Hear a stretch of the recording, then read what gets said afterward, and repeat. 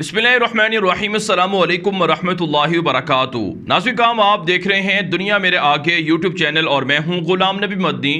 आज 25 जून 2021 है और आज दिन है जुमातुल मुबारक का।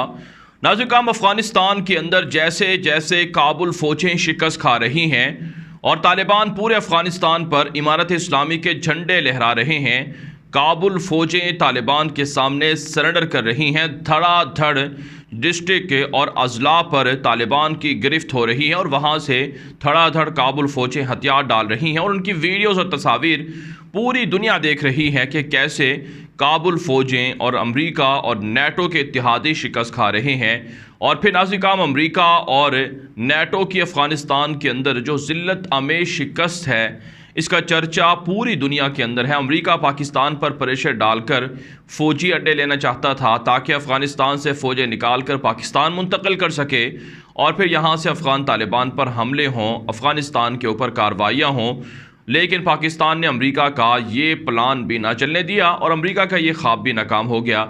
ये सारी वो चीज़ें हैं जिसकी वजह से अब पाकिस्तान को बराह रास्त निशाना करना शुरू कर दिया गया है और पाकिस्तान पर हमले हो रहे हैं। और इन हमलों के अंदर ना सिर्फ अवाम को टारगेट किया जा रहा है बल्कि पाकिस्तान की फ़ोर्सेस को, पाकिस्तान के सिक्योरिटी के इदारों को भी टारगेट करने की साजिशें हो रही हैं। इस वक्त नाज़रीन, पाकिस्तान और अफ़गानिस्तान के बॉर्डर से और इसी तरह से शुमाली वज़ीरिस्तान, जनूबी वज़ीरिस्तान के अंदर दहशत गर्दों के ज़रिए से, बलूचिस्तान में BLA के ज़रिए से और TTP के ज़रिए से, और इसी तरह से नाज़रीन पाकिस्तान के अंदर जैसा कि लाहौर में धमाका हुआ 2 रोज़ पहले जोहर टाउन में, जो रॉ एजेंसी ने किया, जो भारत की दहशतगर्द जासूस एजेंसी है, उसके ज़रिए से इस तरह की मज़ीद कार्रवाइयाँ करने की साजिशें हैं। और फिर सबसे बढ़कर PTM के नाम से जो पाकिस्तान मुखालिफ प्रोपेगेंडा तंजीम है, उसने अफ़वाज पाकिस्तान के नाम पर अफ़वाज पाकिस्तान को टारगेट करना शुरू कर दिए है और बाकायदा अफ़गानिस्तान के झंडे वो अपने जुलूसों के अंदर लहरा रहे हैं। ये सारी वो चीज़ें हैं जो पाकिस्तान के ख़िलाफ़ इस्तेमाल हो रही हैं, पाकिस्तान के ख़िलाफ़ की जा रही हैं। अब नाज़रीन, एक बड़ी ख़बर है और ये यकीनन कोई पहली ख़बर नहीं है। पिछले 30 से 40 रोज़ के दौरान हम इस तरह की कई ख़बरें सुन चुके हैं जो यकीनन अफसोसनाक ख़बरें हैं। बलूचिस्तान गालिबन डक्की का इलाका है, यहाँ पर एक हमला हुआ है दहशत गर्दों की जानिब से FC की चेक पोस्ट पर और ये जवाबी कार्रवाई हुई है। पाकिस्तान के जवान ऑपरेशन कर रहे थे, इस दौरान दहशत गर्दों ने ओपन फायरिंग कर दी जिसके नतीजे में 5 जवान पाक फ़ौज के शहीद हो गए हैं और दहशत गर्दों के ख़िलाफ़ जवाबी ऑपरेशन में 3 दहशतगर्द हलाक जबकि 2 पकड़े भी गए हैं जिन्हें ज़ख्मी हालत में पकड़ा गया है। तो ये वाक़या कल पेश आया है, कल शाम को। और नाज़रीन, आप जानते हैं बलूचिस्तान के अंदर ये कोई पहला वाक़या नहीं है बल्कि हम मॉनिटर कर रहे हैं। पिछले 40 रोज़ के दौरान पाक फ़ौज पर जो हमले हुए हैं उनकी तादाद 12 से ज़ायद बनती है और शहीद होने वाले जवान 26 तक पहुँच चुके हैं और इसी तरह से ज़ख्मी जवानों की तादाद 20 से ज़ायद है। 40 से 50 रोज़ के दौरान ये कार्रवाइयाँ हुई हैं, यानी 1.5 से 2 माह भी नहीं हुए हैं, तो 1.5 माह के दौरान ये कार्रवाइयाँ हैं जिससे आप अंदाज़ा लगा सकते हैं कि अफ़वाज पाकिस्तान कितनी कुर्बानियाँ दे रही हैं। बलूचिस्तान इस वक्त टारगेट पर है, निशाने पर है दहशत गर्दों के। क्यों? इसकी बड़ी वजह गवादर पोर्ट है और गवादर की तरक्की है और इसकी बड़ी वजह CPEC का तारीख़ी मंसूबा है।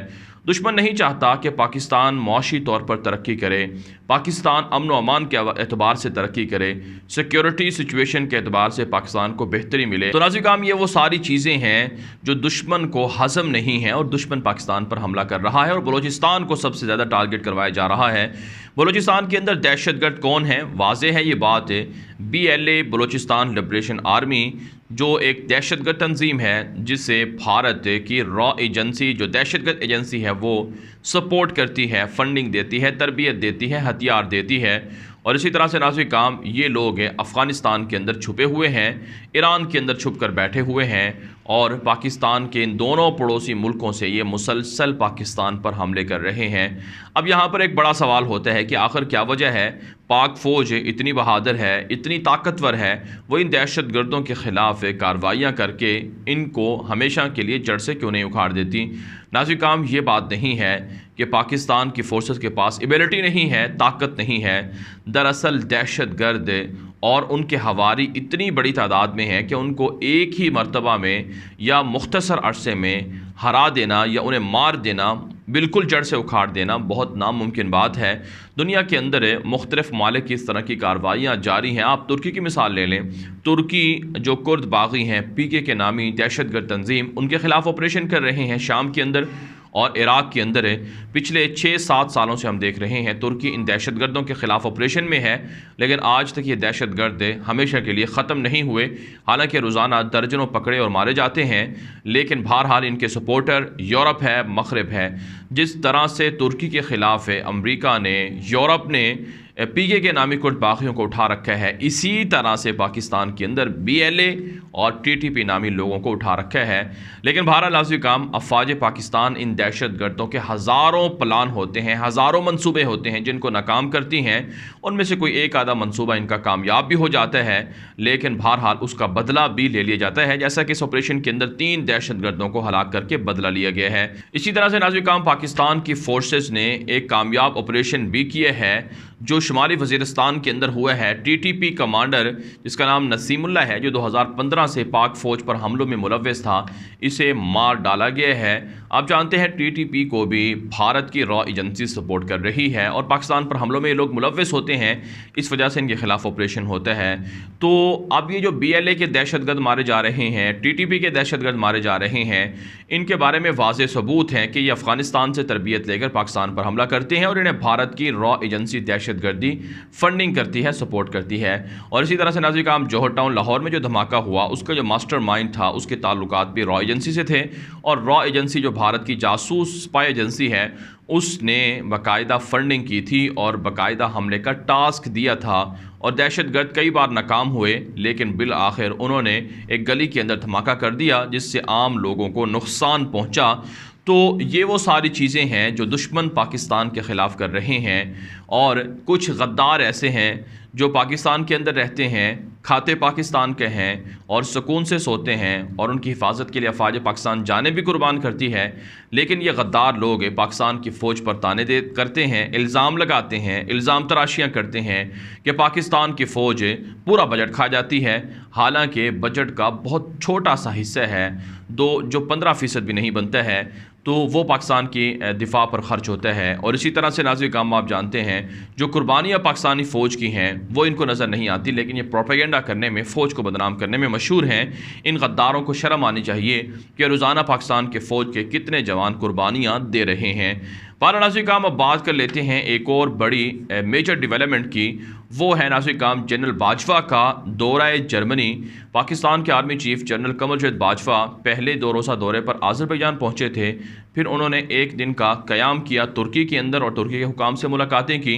अब पाकिस्तान के आर्मी चीफ जर्मनी के अंदर मौजूद हैं, जहां जर्मनी के वज़ीर ख़ारजा, जर्मनी के आर्मी चीफ और दीगर जो मिलिट्री अहदेदार हैं उनसे उनकी मुलाकातें हो रही हैं। नाज़रीन काम, पाकिस्तान के आर्मी चीफ का जर्मनी का दौरा इंतहाई अहम है, क्योंकि जर्मनी NATO के अंदर है, मगरबी ममालिक के अंदर, यूरोपीय ममालिक के अंदर है, एक बड़ा असर रसूख रखने वाला मुल्क है। और अफ़गानिस्तान के अंदर जो NATO की जंग है, इसमें भी जर्मनी का बड़ा रोल रहा है।